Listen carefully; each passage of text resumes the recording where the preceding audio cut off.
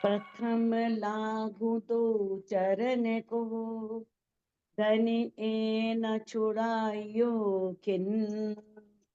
लाख तले लाल एड़ियां, मेरे जीव के यही जीवन। इन पाँव तले पड़ी रहूं, धनी नजर खोलो बातन। पल न वालों निरखो नेत्रे, मेरे जीव के यही जीवन, मेरे जीव के यही जीवन। प्रणाम सुंदर साथ जी, प्रणाम जी। सुंदर साथ जी, जैसे कि हम श्री सागर ग्रंथ कर रहे थे, उसकी 13 चौपाई 13 प्रकरण हो चुके थे, और आज हम 14वां प्रकरण जो निस्बत का सागर है, 7वां सागर, वो प्रारंभ करने जा रहे हैं। अब कहूं दरिया 7वां, जो निस्बत भरपूर।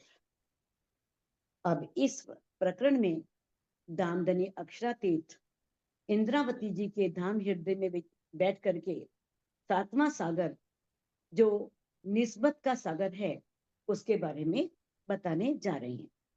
कहते हैं, अब कहूं दरिया 7वां। अब मैं जो 7वां दरिया है, सागर है, जो निस्बत भरपूर, जिसमें धामधनी के हृदय में जो मूल संबंध है अपनी श्यामा जी और सभी ब्रह्म सृष्टियों से, जो भरपूर उसके अंदर भरा हुआ है। कहते हैं, या को वार न पार कहूं, जो नूर के नूर को नूर। अब यहाँ पर कहा है नूर के नूर को नूर। अब जो पहला नूर है वो है राज श्यामा जी, वो हमारे धामधनी। अब उसके पश्चात जो दूसरा नूर है वो श्यामा जी हैं, और जो तीसरा नूर है वो ब्रह्म सृष्टियां हैं, वो ब्रह्म आत्माएं हैं। जो ये निस्बत का सागर है ना, वो जो मार्फत स्वरूप राजी हैं। अब उनकी जो अंग रूपा हैं श्यामा जी। अब श्यामा जी की जो अंग रूपा हैं ब्रह्मात्माएं। तो जो कुछ भी अक्षरातीत के दिल में है, जो भी है, प्रेम है, आनंद है, सौंदर्य है, ज्ञान है, जितने भी गुण उनके हृदय में विराजमान हैं, वो श्यामा जी के दिल में भी विराजमान है। और वही सभी श्यामा जी की अंग रूपा होने के कारण से सभी ब्रह्मात्माओं में भी विराजमान है। जैसे एक गुठली है और एक गुठली को बीजा गया, तो उस पर, उससे जो वृक्ष बनेगा, उस पर जो भी आम आएंगे तो वो सब एक से होंगे, क्योंकि उनका गुठली से संबंध है। वो किस तरह से मीठे आम की है तो सारे मीठे आम होंगे, थोड़ा सा खट्टे आम की है तो थोड़े खट्टे आम होंगे सारे। तो उसी प्रकार से यहाँ पर बताया गया है कि किस तरह से धामधनी के दिल में जो अनेक गुण हैं, उन्हीं को नूर कहा गया है। धामधनी को नूर सागर कहा गया है, क्योंकि सारे गुण उनके हृदय में विराजमान है। और जो श्यामा जी हैं वो उसी नूर सागर से प्रकट हुई हैं, और सखियां उसी का अंग रूपा है। इसलिए कहा है जो नूर के नूर को नूर। जो राजी महाराज का जो नूर है, उसके नूर का जो नूर है, यानी कि राजी, श्यामा जी और सखियों का जो आपस में मूल संबंध है, जो अनादिकाल से है, जो परम धाम से है। कहते हैं ये वो सागर है, या को वार न पार कहूं, जिसका कोई भी पारावार नहीं है, जिसकी कोई सीमा नहीं है, जो अनंत है, असीम है। वैसे तो देखो सभी सागर अनंत है, असीम है, लेकिन जब भी किसी सागर की बात की जाती है तो उसको बढ़ा चढ़ाकर कहा जाता है, उसे अनंत और असीम के रूप में ही वर्णन किया जाता है कि किस तरह से वो सागर अनंत है, असीम है, अपार है। तो अब आगे इंद्रावती जी कह रही हैं, बेशुमार ले आए शुमार में। अब वो सागर तो बेशुमार है, उनका कोई शुमार नहीं है, उनका वर्णन नहीं किया जा सकता। अब उस बेशुमार को, जैसे परम धाम भी बेशुमार है, ऐसे उनके दिल में विराजमान जो सागर हैं वो भी सारे बेशुमार हैं, यानी कि उनका वर्णन करना असंभव है। लेकिन फिर भी धामधनी जो है वो बेशुमार को उन्होंने शब्दों में सीमाबद्ध करवाया है। इंद्रावती जी कहती हैं बेशुमार को शुमार में लेकर के आए हैं, यानी कि यहाँ वाणी के रूप में वर्णन किया गया है। ए जो करत हो मजकूर, इसमें धनी से जिस मूल संबंध के बारे में, जो मूल संबंध का सागर है ना, उसके बारे में इंद्रावती जी कहती हैं जो मैं वर्णन करने जा रही हूँ। वैसे तो निस्बत का सागर बेशुमार है, लेकिन फिर भी मैं उसका वर्णन करने, मजकूर का होता है बात, मजकूर का अर्थ होता है बात करना, वर्णन करना, तो मैं उसका वर्णन करने जा रही हूँ। क्यों आवे बीच हिसाब के जो हक अंक सदा हजूर। अब जो राज्य के सामने हर पल जो श्यामा जी हैं, सखियां हैं, वो हर पल हक अंग, क्योंकि वो राज्य के अंग हैं और सदा उनके सामने रहती हैं, सदा उनके सम्मुख रहती हैं, तो ऐसे उस सागर के को कैसे, क्यों आवे बीच हिसाब में, वो गिनती में कैसे आ सकता है, उसको सीमा में कैसे बांधा जा सकता है।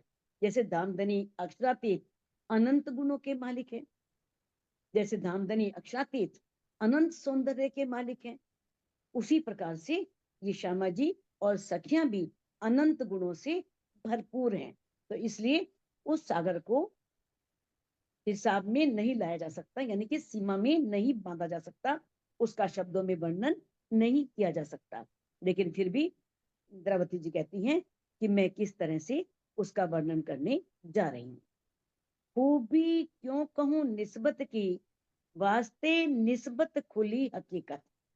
अब इंद्रावती जी कहती हैं कि मैं निस्बत की जो विशेषताएं हैं, जो उनकी खूबी है, उस खूबी के बारे में कैसे वर्णन करूं।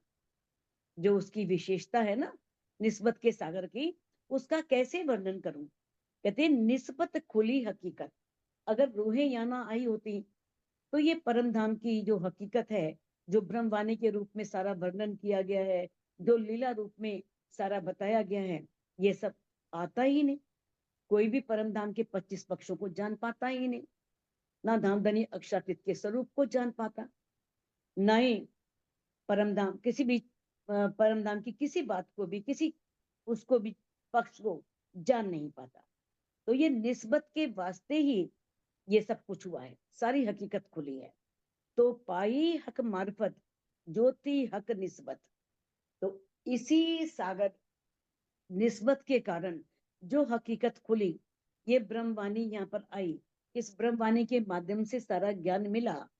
तो कहते हैं तो पाई हक मार्फत, सबने राज्य की दिल के गुज भेदों को जाना, मार्फत के बारे में जाना, जिस मार्फत को आज कोई जानता नहीं था।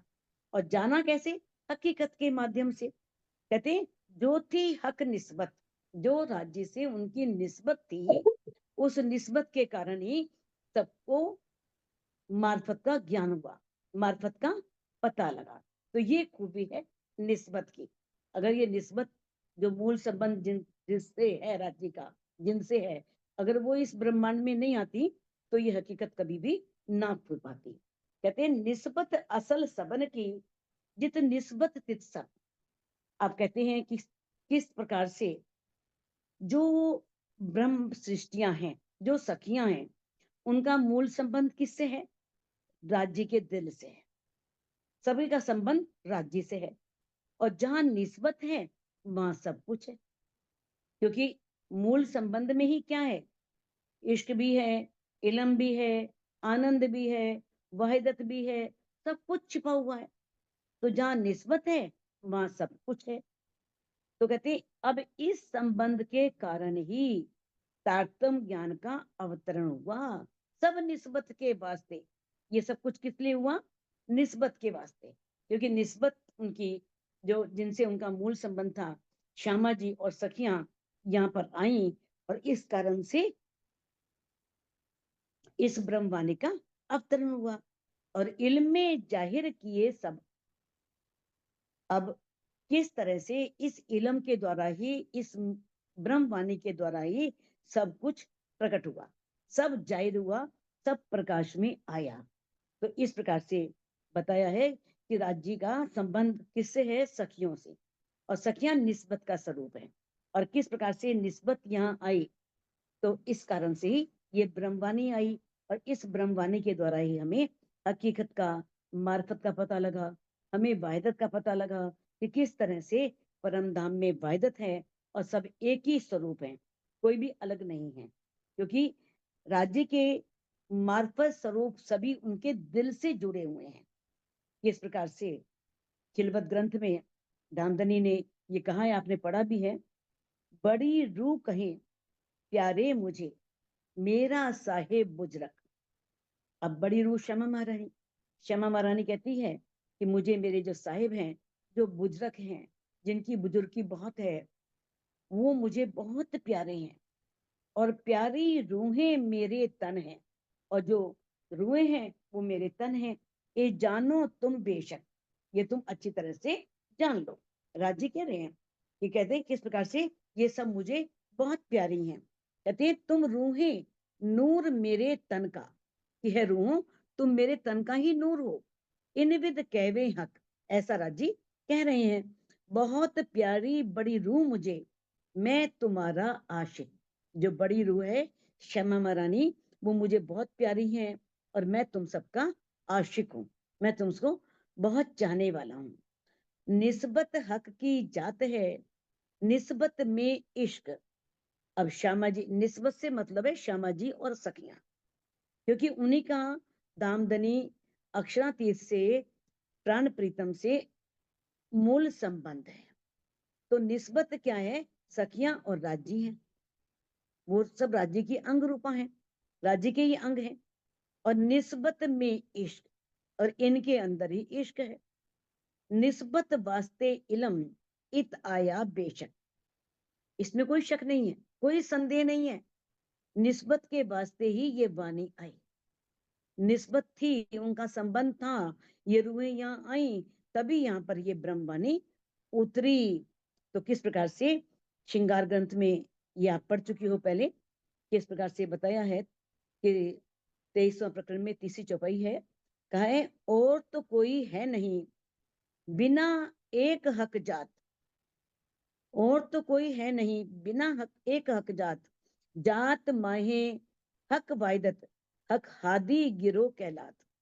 सुंदर साथ जी, तीसरा प्रकरण है, 23वीं चौपाई है, आप पढ़ चुके हो, जिसमें धनी ने कहा है कि वहां पर जितनी भी ब्रह्मात्माएं हैं, और तो कोई है ही नहीं, श्यामा जी हैं और सखियां हैं, और सभी में वाहिदत है, और वो सब एक समूह कहलाती है, सब एक रूप है। ए हके किया इश्क सो कई विद बांधे जहूर। ये दामदनी अक्षरातीत ने किस प्रकार से किया? क्योंकि धनी ने इश्क के रूप में, इश्क के प्रत्यक्ष रूप में धनी लोगों से इतना प्यार करते थे कि उन्होंने उनके लिए कई बंद बांधे। जिस प्रकार से देखा है ना, जब पानी का बहुत प्रवाह आता है, लगता है कि शहर का शहर बह जाएगा, तो किस तरह से बंद बांधे जाते हैं, बांध बनाए जाते हैं उस पानी के प्रवाह को रोकने के लिए। तो दामदनी ने भी इस प्रकार से कई बंद बांधे। कहते सो जानत है निस्बती। अब इस बात को वो रूहें ही जान सकती हैं, उन रूहों को ही पता है जो खिलवत हुई मजकूर, जिनके बीच मूल मिलावे में बैठ करके राज्य में, श्यामा जी में और सखियों में इस विषय पर बातचीत हुई थी। तो वो रूहें ही इस बात को जानती हैं। हके निस्बत वास्ते कई बंद बांधे माहे खेल। अब राज्य ने अपनी रूहों के लिए ही इस खेल में कई बंद बांधे, कई बंद बांधे, यानी कि नियम बनाए कई तरह के। जैसे राजी जो हैं, वो 3 लीलाओं में, चाहे ब्रज में थे, चाहे रास में थे, चाहे जागनी प्रमाण में थे, तीनों में हर पल, हर क्षण अपनी रूहों के साथ रहे हैं। फिर ब्रज में या जागनी में जो भी कष्ट उनके ऊपर आए, उन कष्टों से अपनी अंगनाओं की उन्होंने रक्षा भी की। और इस जागनी ब्रह्मांड के छठे दिन की लीला में ब्रह्म सृष्टियों के धाम हृदय में आकर के विराजमान हो गए, उनके हृदय को धाम की शोभा दी। और आगे कहते हैं कि इंद्रावती जी को किस तरह से उन्होंने जो शोभा दी अपनी पांचों शक्तियों सहित उनके हृदय में विराजमान होकर के। इंद्र जी कहते हैं ना, बड़ी बड़ाई दई आपके लई इंद्रावती कंठ लगाए जी। किस प्रकार से उन्होंने मुझे कितनी बढ़ाई दी, अपने से भी अधिक मेरे को मेरी शोभा और महिमा इस संसार में करी। और किस प्रकार से उन्होंने मुझे अपना जान करके मेरे पास आए और मुझे अपने हृदय से लगाया। कहते हैं और किस तरह से यहीं बैठे बैठे इस माया के ब्रह्मांड में परम धाम के 25 पक्षों का, 8 पहर की लीला का, सभी सुखों का उन्होंने रसपान किया करवाया। और फिर किस तरह से इस जागने के ब्रह्मांड में ये बताया कि जैसे मैं परात्म मेरे चरणों में बैठी है, वैसे अब भी तुम मेरे पास ही हो, मैं तुम्हारे अंदर श्वास की नली से भी नजदीक हूँ, तुम्हारे अंदर ही विराजमान हूँ। तो इस प्रकार से ब्रज में जहाँ गोपियों को उन्होंने रिझाया, और जागनी ब्रह्मांड में भी जो धनिषी देवचंद जी थे, किस तरह से उनकी गठरी लेकर के चले, उनकी गठरी स्वयं उठाई और किस तरह से उनके धाम हृदय में विराजमान होकर के आत्माओं को जगाया। जंगल और इंद्रावती जी के रूप में अंदर आकर के किस तरह से सखियों को जगाने के लिए जंगल जंगल वन वन जगह जगह गए। कहते हैं सब सुख देने निस्बत को, अपनी निस्बत को सारे सुख देने के लिए वो 3 बार इस ब्रह्मांड में आए। माहे लैल मैंने इस माया के ब्रह्मांड में, ब्रज में आए, रास में आए, फिर जागने के ब्रह्मांड में आए। और इन तीनों ब्रह्मांडों में वो हमेशा रूहों के साथ रहे। जब भी उन रूहों पर कोई कष्ट आया, धनी ने उन्हें उन कष्टों से निकाला। अव्वल दिखाया लैल में निस्बत जान इश्क। अब अव्वल कहते हैं ब्रज में, जब शुरू में हम इस जागने के ब्रह्मांड, जब इस काल माया के ब्रह्मांड में आए थे, तो धामधनी ने किस तरह से ब्रज में दिखाया, लैल में नहीं, इस माया के ब्रह्मांड में जब हम ब्रज में पहले आए थे, निस्बत जान इश्क, अपना संबंध जान करके कि मेरा रूहों से संबंध है, तो उन्होंने अपना इश्क दिखाया, मैं तुमसे कितना प्यार करता हूं, अपने इश्क को जाहिर किया। दूसरी बेर दिखाइया गुज इश्क मुतलक। और फिर उन्होंने किस तरह से इसी संबंध के कारण, उनका जो मूल संबंध था, दूसरी बार जब रासलीला में गए तब अपना गुज इश्क प्रदर्शित किया। किस प्रकार से सखियां जब जैसे ही उनके कोई निकाल दी आभूषण अपने गिरता वो। है, कुछ भी गिरता है, देख क्या तो गरम बढ़िया है, ठंडा तो नहीं हो रहा। किस तरह से उनको बताया कि तुम्हें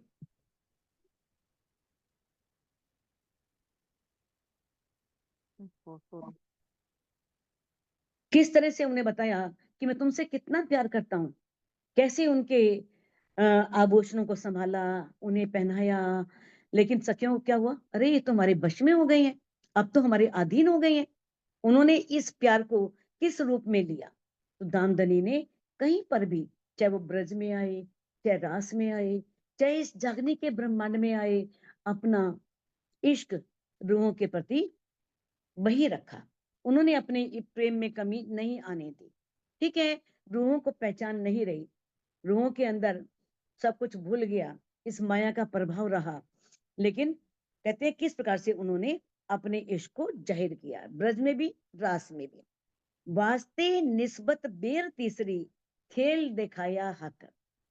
अब इसी मूल संबंध के कारण से धामधनी अक्षरातीत ने ये माया का ब्रह्मांड बनाया, जागने का ब्रह्मांड। जब तीसरी बार हम यहाँ पर आए, और किस प्रकार से यहाँ पर भी रूहों के साथ रहे पल पल। धनीशी देवचंद जी घर से बाहर निकलते हैं, अभी 16 साल के हैं, जंगल में जा रहे हैं, कैसे उनके साथ वो हैं, कैसे उन्होंने विश्वास दिलाया कि अगर मैं जिसे पाने के लिए निकला हूं वो मेरे साथ है, तो मुझे डर क्या है, फिर तो मैं उसे पा ही लूंगा।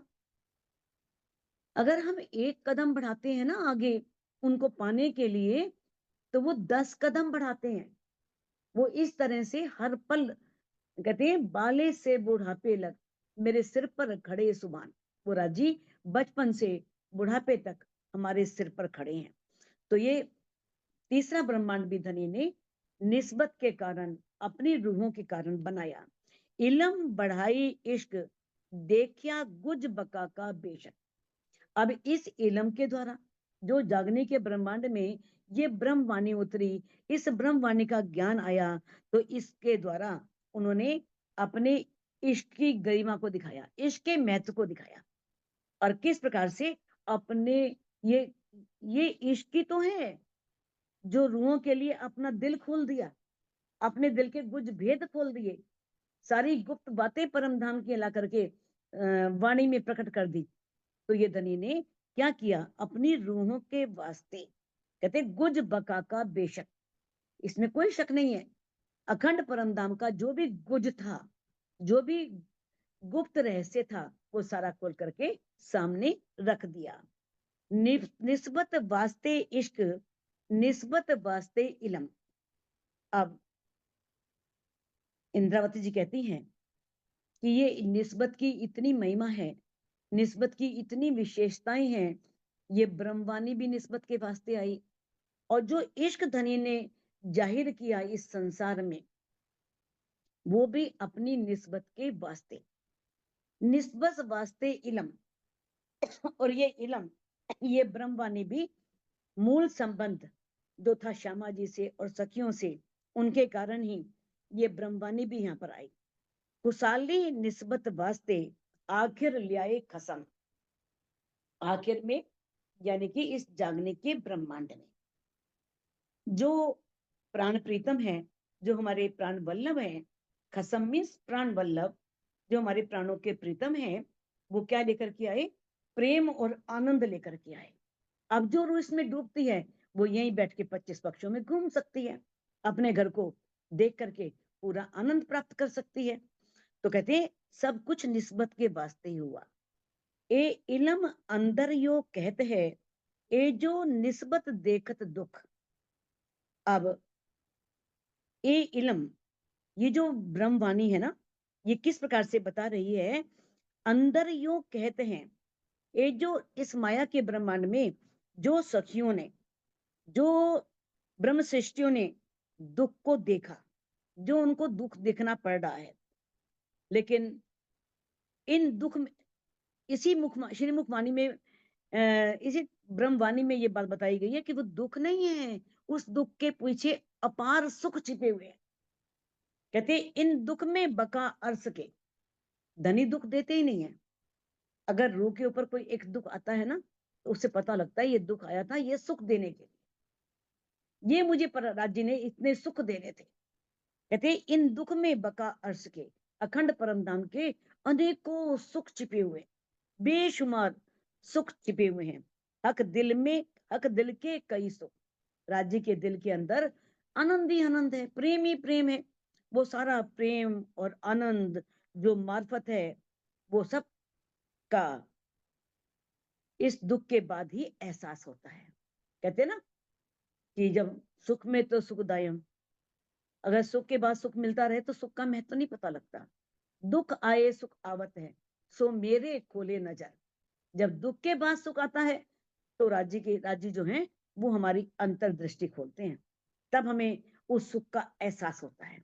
हम परम धाम में थे, सुख ही सुख थे, आनंद ही आनंद था, कोई ईर्ष्या नहीं थी। राजी श्यामा जी के साथ जा रहे हैं, श्यामा जी से बात कर रहे हैं, एक सखी से बात कर रहे हैं, लग रहा है सबसे कर रहे हैं, सबको बातें सुन रही हैं, सबको प्रेम है, एक दिली है, सारी बातें जो उनसे कर रहे हैं वो उनको भी सुनाई पड़ रही हैं। माँ वो नहीं था तो पता ही नहीं था दुख होता क्या है, तभी तो लगा कि दुख कोई अनमोल पदार्थ है, दुख कोई बहुत कीमती वस्तु है, और हमारे प्रीतम ने, हम उनके अंग स्वरूपा कहते हैं हमको, और हमसे वो अनमोल वस्तु छिपा ली, हमें बताया ही नहीं ये कैसे प्रीतम है जो हमसे इतना अनमोल खजाना छुपा के रखा। तभी तो दुख मांग लिया, क्योंकि दुख का पता ही नहीं था।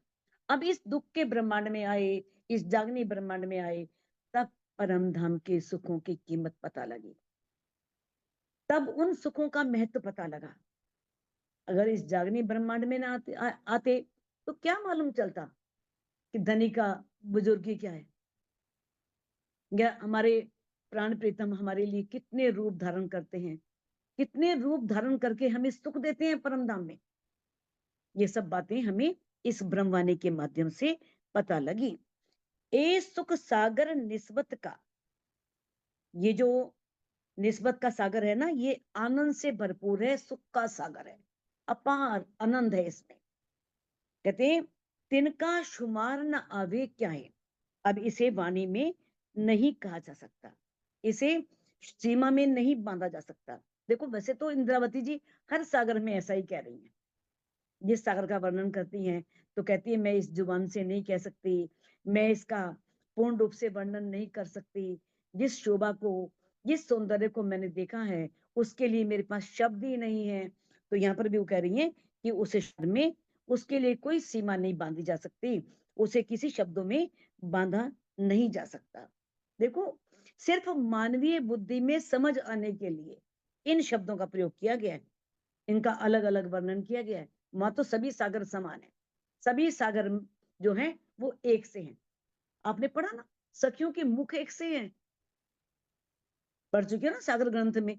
सुंदर साथ का जो श्रृंगार आया था कि किस तरह से बताया, ये नहीं किसी का गोल है, किसी का चपटा है, किसी का लंबा है, सबके मुख एक से हैं, सबकी शोभा एक सी है, सबके श्रृंगार एक से हैं, सब एक सी लगती हैं, कोई उनमें अंतर दिखाई देता नहीं है। तो किस प्रकार से सबे हके मपाए सागर पर निस्बत तोल कोई नहाए। ये तो इंद्रावती जी जिसका वर्णन करेंगी उसमें यही कहेंगी। कहते हैं और वास्तव में निस्बत का सागर बहुत बड़ा सागर है, क्योंकि उसके वास्ते ही इल्म आया, इश्क आया, उसके वास्ते ही सारी परम धाम की नियामत आई। लेकिन इंद्रावती जी कहती हैं कि मैंने सभी सागरों को माप कर देखा, मैंने सभी सागरों का आकलन किया, तब मुझे क्या लगा कि निस्बत के बराबर कोई सागर नहीं है। निस्बत का सागर इतना बड़ा सागर है, क्योंकि वैदत में न कम है न अधिक है, वहां एक दिली है। तो इस प्रकार से बताया, देखो परम धाम में कुछ नहीं है, सब जगह एक दिली है, सब सागर बराबर है। सिर्फ इस ब्रह्मांड में लीला रूप में ये बातें कही गई हैं कि निस्बत के बराबर कोई, क्योंकि निस्बत है धनी की, तो धनी खींच के ले ही आएंगे लोग, कैसे भी लाए, कैसे भी माध्यम बने, कुछ भी कारज कारण बने, उन्होंने रूप को लाना है, और रूप के अंदर ये वाणी भी उतारनी है, ये वाणी भी उसके पास पहुंचनी है। कहते हैं मापे गहर गहरे सागर जिनका था न देखे कोई। अब इंद्रावती जी कहती हैं कि मैंने किस तरह से बड़े गहरे गहरे सागरों को मापा। इसका अर्थ क्या है मापने का अर्थ? मापने का अर्थ है कि मैंने उनके दिल में डूब करके पहचान की। इंद्रावती जी उनके दिल में गहराई से उतरी और उनकी पहचान की, जिनको था न देवे कोई देखे कोई। अब देखो जब दिल में जाते हैं, डूबते हैं, फिर तो बोलने की गुंजाइश रहती ही नहीं है। जैसे नमक का ढला है, वो सागर की गहराई को नापने जाए तो सागर में अपना अस्तित्व खो देता है। तो इंद्रावती जी ने तो अपना अस्तित्व खोया था ना, मैं तो आपा दे रही पर तुम ही राख्या जी। मैं तो अपना को दे रही थी, लेकिन आपने मेरे जीव को रखा, क्योंकि उस जीव से काम करवाना था। वैसे तो देखो इतनी गहराई में, इतनी उसमें डूबने के पश्चात, इतने सौंदर्य में, और इस तरह से धाम धनी के अक्षातीत के दिल में डूबने के बाद तो उबरने वाला सवाल ही नहीं उठता। लेकिन ये धनी की मेहर है, उन्होंने इंद्रावती जी के तन से ये सारी वाणी उतरवानी थी, और वो उनका जीव जो है वो उस कार्य को जो उन्होंने सौंपा है कर रहा है। कहते तिन हक दिल अंदर बैठ के मापे इश्क सागर सोए। अब इंद्रावती जी कहती हैं कि मैंने उन धामदली के हृदय में बैठ करके उस इश्क सागर को नापा। मैं हक देखूं, हक देखे मुझे, यो अरस परस भैया। राजी मुझे देख रहे हैं, मैं राज्य को देख रही हूँ। इस तरह से हम अरस परस हो गए, बिल्कुल सम्मुख हो गए, सामने हो गए। तो ये इंद्रावती जी ने धामधनी पर सर्वस्व समर्पण किया, इतना प्रेम किया, तभी उन्होंने जाकर के इस शोभा को प्राप्त किया। कहते इसके लिए बस वही बात बार बार आ रही है, विरह स्थिति में डूबना, पल पल उनके प्रेम और सौंदर्य में डूबे रहना, धनी की शोभा और श्रृंगार को हृदय में बसाना। तो ये सब है जिसने दिल में डुबकी लगाई और उनकी स्पष्ट पहचान कर ली धामधनी की, ये उनके लिए है जो परमहंसों ने किया, करके दिखाया, जो इंद्रावती जी ने इस करके दिखाया और उसके बाद सभी परमहंसों ने करके दिखाया। जो हक कहूं न पाइया, ना किन सुनिया कान। अब इस दुनिया में, इस 14 लोक के ब्रह्मांड में किसी ने उस पारब्रह्म को नहीं पाया था। आज तक कोई भी उस पारब्रह्म को नहीं पा पाया। कितनी साधनाएं की, तपस्याएं की, लंबी लंबी, कितने कितने समय तक बैठे रहे, घर बार छोड़ा, राजपाट छोड़ा, लेकिन उन्हें नहीं पा पाए। ना किन सुनिया कान, ना किसी ने कानों से सुना था कि वो है कैसा, उसका धाम कैसा है, उसकी लीला कैसी है, ना किसी ने कानों से सुना था। पाया न वाके अर्श को, जो कौन ठोर मकान। और ना ही कोई उनके अर्श के बारे में जान सका कि उनका जो अखंड परम धाम है, जो अनादि परम धाम है, वो कहाँ पर है, किस जगह है, ये कोई भी जान नहीं पाया था। सब बुजुर्गों ढूंढिया, किन पाई न बका तरफ।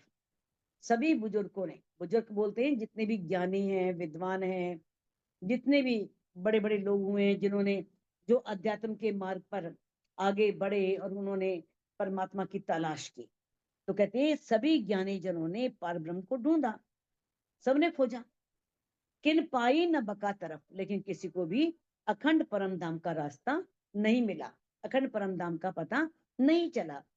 दुनिया 14 तबक में, किन कैया न एक हरफ। इस 14 लोक के ब्रह्मांड में किसी ने उस तरफ का एक शब्द नहीं कहा, एक शब्द नहीं बताया। तिन हक दिल अंदर बैठ के, मापिया सागर इश्क। अब वो कहते हैं जिसे कोई जान नहीं पाया, सुन नहीं पाया, कोई उसके इस 14 लोक के ब्रह्मांड में कोई भी एक शब्द भी किसी ने उसके बारे में नहीं कहा। अब उसी पार ब्रह्म अक्षरातीत उस धामधनी के हृदय में मैंने बैठ करके, उनके दिल में बैठ करके, माप्या सागर इश्क, उनके दिल में कितना इश्क है, उस इश्क के अनंत सागर की मैंने पहचान की। मापने का मतलब है पहचान करना। मापने मतलब ये नहीं तराजू में तोलना या कोई मीटर लगाना या कोई उससे लंबाई चौड़ाई नापना, कुछ करना। ये इसका अर्थ है पहचान करना। मैंने उनके अंदर कितना अनंत प्रेम है अपनी रूहों के प्रति, कितना वो अपनी रूहों से प्यार करते हैं, इसकी पहचान की। इन हक के इल्मे रोशनी, सब मापे सागर बेशक। अब धनी के दिल में, इस तारतम ज्ञान के प्रकाश में, इस ब्रह्मवाणी के प्रकाश में मैंने सभी सागरों की पहचान की। मापे सागर बेशक, बेशक मैंने कोई शक नहीं है, कोई संदेह नहीं है कि मैंने सभी सागरों की पहचान कर ली। सो इश्क इलम सुख सागर, सागर वास्ते आए इलम। अब इस परम धाम में चाहे इश्क आया, चाहे इलम आया, या सुख के अनंत सागर जो भी आए, किस लिए आए, श्यामा जी और सखियों के लिए। अगर श्यामा जी सखियां इस ब्रह्मांड में नहीं आई होती तो ये सागर कभी भी नहीं उतरते यहाँ पर। ये सागर इस ब्रह्मांड में, इस वाणी में इसका वर्णन क्यों किया जाता, सब निस्बत के वास्ते हुआ। इन निस्बत के तोल कोई, लियाऊं कहां से हक नियामत। कहते इस निस्बत की बराबरी किसी कहीं नहीं है, क्योंकि ये निस्बत ना होती तो ये अखंड नियामत, ये ब्रह्मवाणी, ये तारतम वाणी, उस पार ब्रह्म की पहचान, उस घर की पहचान, वहां की सारी कुछ बातें कहाँ से पता लगती, लियाऊं कहां से हक नियामत, मैं कहां से ये जो नियामत है, जो अखंड धन है, इसे जान पाती, इसके बारे में जान पाती। ये निस्बत जो सागर, जाने निस्बती मोमिन। अब जो ये निस्बत का सागर है ना, सातवां सागर, जो रूहों का सागर है, इसके इसे कौन जानता है, जिनकी दामदनी से निस्बत है, जो मोमिन है वही इसके बारे में जान सकते हैं। काहू था न गहरा सागर, कोई पावे न निस्बत बिन। इसकी कोई था नहीं है, इतना गहरा है कि इसकी कोई सीमा नहीं है। ये अनंत है, अपार है, असीम है, इसकी कोई था नहीं है। कहते हैं कोई पावे ना निस्बत बिन, जिसकी निस्बत नहीं है वो इसमें डुबकी लगा ही नहीं सकता, वो इसमें जा ही नहीं पाता, वो ये अनुभव कर ही नहीं सकता। तो क्यों कहूं जोड़ निस्बत की, जो निजे दीजिए निस्बत मान। अब इंद्रावती जी कहती हैं कि अब में जो निस्बत है श्यामा जी और सखियां, जो राज्य के से जिनका मूल संबंध है, जो राज्य का ही अंग रूप स्वरूपा है, तो उनकी बारे में क्या कहूं। उनमें जो एक दिली है, जो एक स्वरूप है, तो जो राज्य के मार्फत स्वरूप दिल से ही निकली हैं, तो कहते हैं उसके बारे में क्या कहूं। तो दीजिए निस्बत मान, तो ये निस्बत का ही मान है, निस्बत के कारण ये सब कुछ हुआ है। क्योंकि निस्बत हक की जात है, जो हक वायदत सुमान। निस्बत हक की जात है, हक की जात मैंने श्यामा जी और ब्रह्म श्रेष्ठियां, ये सब क्या है, निस्बत है। और जो हक वायदत सुमान, और जो राज्य के वायदत में राजी श्यामा जी और उनके अंग रूपा है, सखियों के स्वरूप में लीला कर रहे हैं। यानी कि जो हकीकत में तो देखो श्यामा जी सखियां ये सब लीला रूप में है, वैसे वास्तव में तो राज्य हैं मार्फत स्वरूप में, उनके अंदर ही सब कुछ विराजमान है। ये कहते हैं किस प्रकार से इनके समान कोई और है ही नहीं जिससे इनकी तुलना की जाए, जिस कोई और चीज ही नहीं है, मैं किससे उसका उदाहरण दूं, कोई दृष्टांत दूं।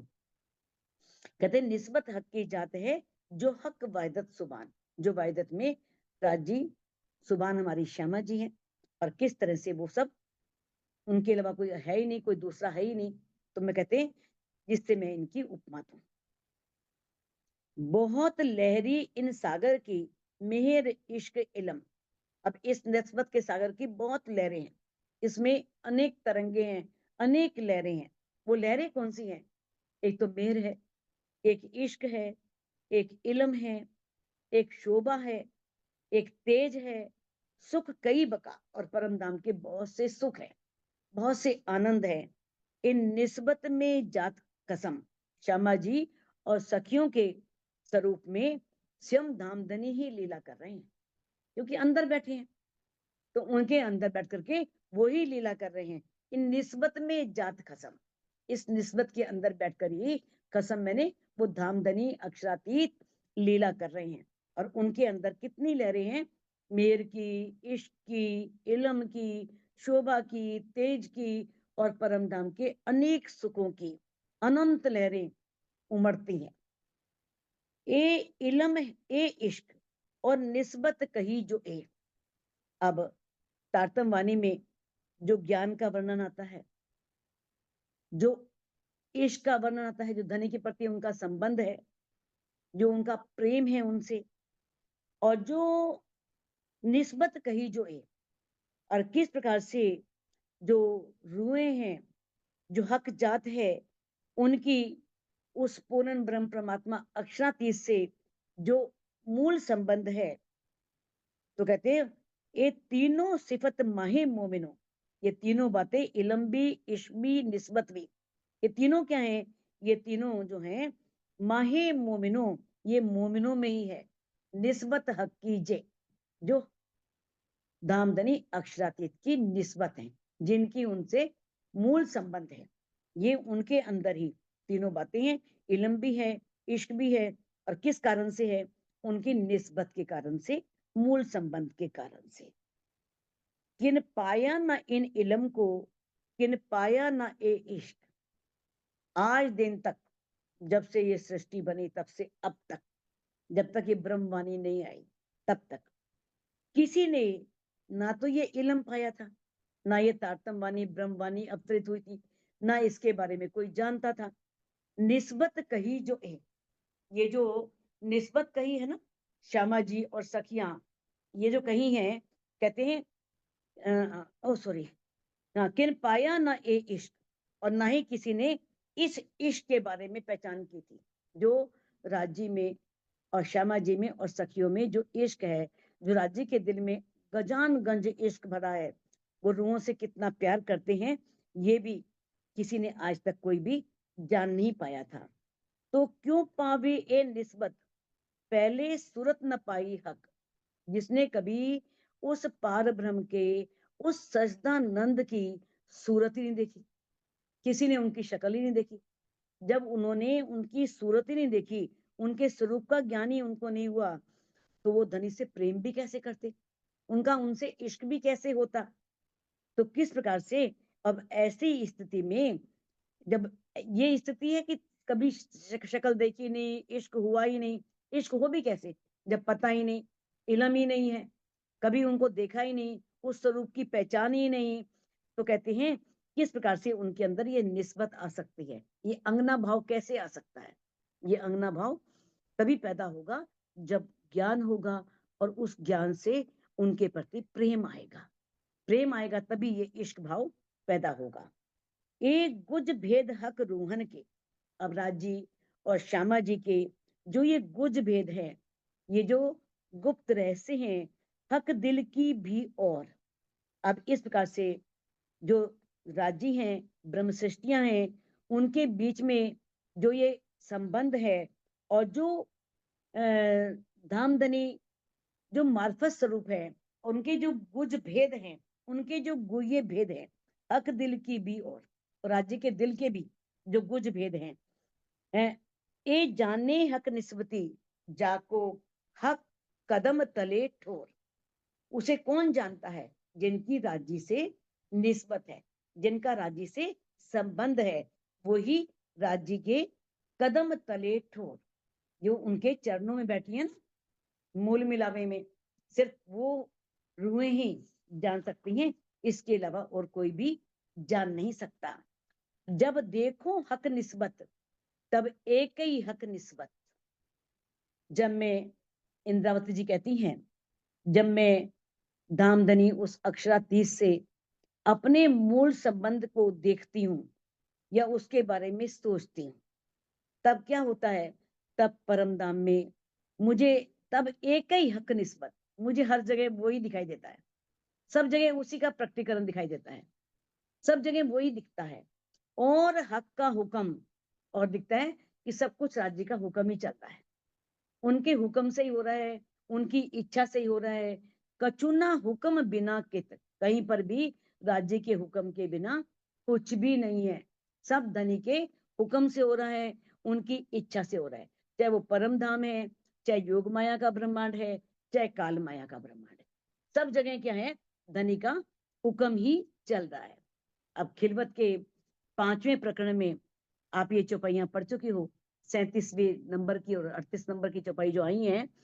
हके किया हुक्म वतन में, जो उपजत अंग असल, राजी ने दिल में इच्छा ली, हुक्म का मतलब इच्छा है, जो राज्य में, जो परम धाम में असल तन थे, श्यामा जी थी, सखियां थी, उनके हृदय में वो इच्छा उत्पन्न हो गई। जैसे उन्होंने दिल में इच्छा की, उनके दिल में इच्छा पैदा हो गई।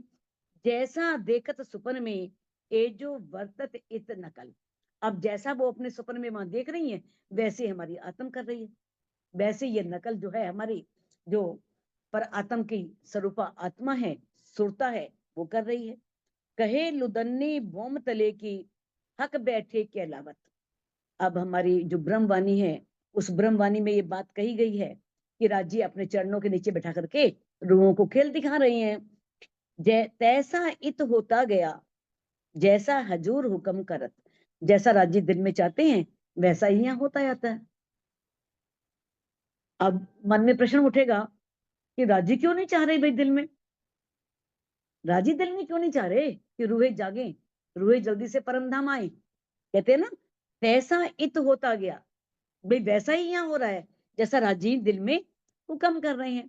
तो ये आप पढ़ चुके हो कि पहले रूह को अपने दिल में लेना पड़ता है, जब रूह दिल में लेगी तो राजी कैसे दिल में ले लेंगे, एक दिल ही है ना।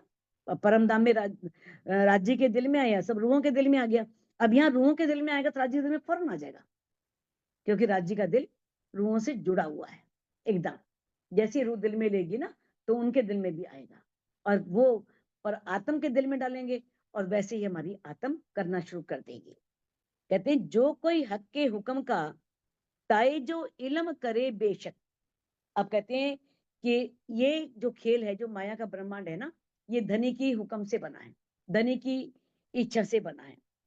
अब इसमें जो इल्म करे बेशक, ये जो इल्म है, तारतम वाणी है, वो क्या करती है, जो व्यक्ति इससे बेशक हो गया, उसने तारतम वाणी को पढ़ लिया, उससे पहचान कर ली और वो बेशक हो गया, लेवे अपनी मेहर में, तब उसे वो अपनी मेहर में ले लेते हैं। जो तारतम वाणी के द्वारा उस धामधनी अक्षरातीत की पहचान कर लेता है, उसे धामधनी अपनी कृपा का पात्र, वो धामधनी की मेहर का पात्र बन जाता है, कृपा का पात्र बन जाता है। नेक दीदार कबू हक, तो राजी उसे दीदार की, उनके दर्शन की झलक भी मिल सकती है, उसे दीदार भी दे सकते हैं। तो ये बताया है किस तरह से उन जीवों के लिए जो तारतम वाणी का पर यानी कि तारतम वाणी में पढ़ करके अटूट विश्वास लाते हैं, श्रद्धा लाते हैं, समर्पण करते हैं और वो प्रेम की राह अपना लेते हैं और रूहों की तरह ही धामधनी को रिझाने का प्रयास करते हैं, तो उन्हें 25 पक्ष के दर्शन भी हो सकते हैं और उन्हें राज्य के दर्शन भी हो सकते हैं, लेकिन परात्म का दर्शन नहीं होगा और न ही श्यामा जी का होगा। पर कबू दीदार न निस्बत का, ना काहू को ए न्यामत, पर उसे निस्बत का दीदार नहीं होगा। सखियों की जो परात्म है ना, उसका दीदार कभी नहीं होगा। कहते हैं ना काहू को ए न्यामत, और ना ही किसी को ये न्यामत मिल सकती है, ये खजाना मिल सकता है। कहते हैं ए जुबा इन निस्बत की कहाँ कर सी सिफत, यानी कि ईश्वरीय सृष्टि को भी ये न्यामत नहीं मिल सकती, किसी को भी नहीं मिल सकती। ईश्वरीय सृष्टि भी चाहे ना वो परात्म देख ले या श्यामा जी को देख ले, तो वो भी नहीं देख सकती। तो कहते हैं ए जुबा इन निस्बत की, अब इंद्रावती कहती हैं कि जो ये निस्बत है, जो ये ब्रह्म सृष्टियां हैं, मैं इस जुबान से कैसे उनकी सिफत कर सकती हूँ, कैसे उनकी महिमा बता सकती हूँ। ए जो स्वरूप निस्बत के काहू न देवे दिखाए।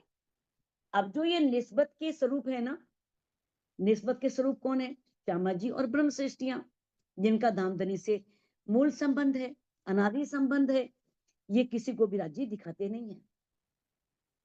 बदले आप दिखावत, उनके बदले में अपने आप को दिखा देते हैं, अपना दीदार दे देते हैं, अपनी झलक दे देंगे। प्यारी निस्बत रखे छिपाए, और अपनी प्यारी निस्बत को, श्यामा जी को और रूहों को छिपा कर रखते हैं, उन्हें किसी को दिखाते नहीं है, वो किसी को दिख नहीं सकती, सिर्फ उन्हें दिख सकती हैं जिनकी पर आत्म मूल मिलावे में विराजमान है। नमूना इन निस्बत का कोई ना ही इन समान। अब कहते हैं कि जैसे राज्य की कोई उपमा नहीं दी जा सकती, उसे ना सूर्य कह सकते हैं, ना चंद्रमा कह सकते हैं, कोई भी ऐसा संसार में है ही नहीं जिसे हम कह दें कि ऐसे है वो अक्षरातीत। उसी तरह से इस निस्बत का भी कोई नमूना नहीं है, कोई उदाहरण नहीं है, कोई उपमा नहीं है, कोई ना ही इन समान, इनके समान कोई है ही नहीं। यहाँ पर किससे उपमा दी जाए, जो नमूना दूसरा दिया ना जाए सुभान। जैसे राज्य के लिए कोई उपमा नहीं है, वैसे रूहों के लिए भी कोई उपमा नहीं है, उनके लिए कुछ भी नहीं कहा जा सकता। क्यों दीजिए नमूना इनका जो कही हक की जात, जो ब्रह्म सृष्टियां हैं, तो उनका उदाहरण कैसे दिया जाए, उनकी उपमा किससे दी जाए। निस्बत इश्क इलम जो विरक फल फूल पात। अब कहते हैं जिस प्रकार से वृक्ष पर फल भी होते हैं, फूल भी होते हैं, पत्ते भी होते हैं। कोई भी वृक्ष है, ये तो नहीं कि फूल ही फूल होंगे, वहां पर पत्तियां भी होंगी और फल भी होंगे और फूल भी लगे होंगे। तो वैसे ही जो धामधनी की निस्बत है ना, श्यामा जी ब्रह्मात्माएं, उनके अंदर क्या होगा, इलम इश्क भी होगा, इलम भी होगा, प्रेम भी होगा और परम सत्य का ज्ञान भी होगा, यानी कि उनके अंदर भरपूर इश्क और इलम भरा होगा, उनके अंदर इश्क और इलम निस्बत के अंदर होगा। सब लगे हैं निस्बत जो इश्क इलम हुक्म। अब जो निस्बत है, निस्बत श्यामा जी और सखियां हैं, अब उनके अंदर प्रेम भी है, इलम भी है, आदेश भी है, सब उनके अंदर विराजमान है। ना तो कैसे इत जाहिर हुए हम तुम इश्क इलम, नहीं तो जो धामधनी है, जो प्राण प्रीतम है, अक्षातीत हैं, उनके साथ जो उनकी अंग रूपा सखियां हैं, श्यामा जी हैं या सखियां हैं, उनके अंदर इश्क इलम भी, इस संसार में इश्क भी जाहिर हो रहा है और इलम भी, क्योंकि वही इश्क कर रही हैं, वही उस इलम को पा रही हैं, वरना ये संभव ही नहीं था कोई इसको पा सके, उस इश्क को या इस इलम को। कहते हैं ये सब निस्बत के कारण है, जिनकी धामधनी से निस्बत है वही इश्क को पा सकती हैं और वही इलम को पा सकती हैं, क्योंकि परम धाम में वायदत है, जो राज्य के दिल में जो इच्छा आती है वो सभी श्यामा जी और सखियों के दिल में आ जाती है।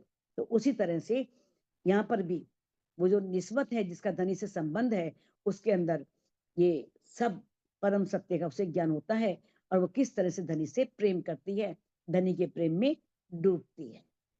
तो सुंदर साथ जी इस चौपाई को अनम्यूट करके आप दोहरा सकते हैं।